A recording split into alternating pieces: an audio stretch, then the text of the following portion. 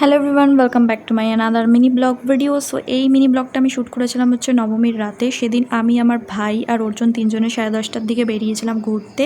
আর এখানে আমি আমার জুতো ফ্লেক্স করছিলাম। আর আমার ড্রেস আপটা কেমন লাগছিলো অবশ্যই তোমরা কমেন্টে জানিও। আর মাঝখানে আমাদের সাথে জয়েন করেছিল আমার ভাই রোহান।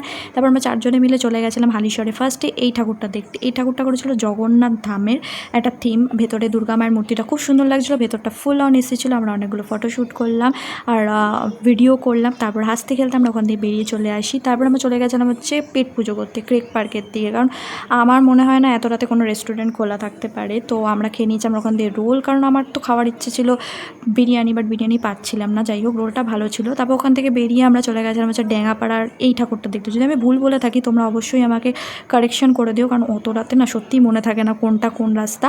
তারপর ওখান থেকে বেরিয়ে চা খেয়ে নিয়েছিলাম। তারপর দেখো হুট করে বৃষ্টি নেমেছে বলে ফোনটা বের করতে পারিনি, তাই অনেকগুলোই ঠাকুর দেখেছিলাম ছোটোখাটো, সেগুলো আর কি ভিডিও করতে পারিনি। তারপরে এই যে মেন ঠাকুরটা দেখেছিলাম, এটা হচ্ছে নৈহাটির মাছ বাজারের ঠাকুরটা, খুব সুন্দর করেছিলাম। ওখানেও ফটো তুলেছিলাম। আমার দেখো ঠাকুর দেখতে দেখতে কখন সকাল হয়ে গেলো জানি না। তারপর বাড়ি চলে গেছিলাম। যাই হোক, আজকের জন্য এইটুকুই। ভালো লাগলো অবশ্যই এটা লাইক।